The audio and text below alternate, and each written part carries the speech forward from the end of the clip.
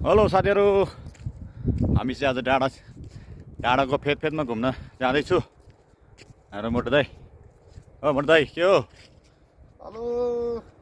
यस्तो छ दृश्य यहाँ हेर्नु, टक्क लाएर होइन। हाम्रो गाडी चाहिँ उता साइडमा पार्किङ गरेको छु भने हामी चाहिँ यता अहिले डाँडातिर यसो बेलुकाको टाइममा घुम्न आइरहेको छु साथीहरू।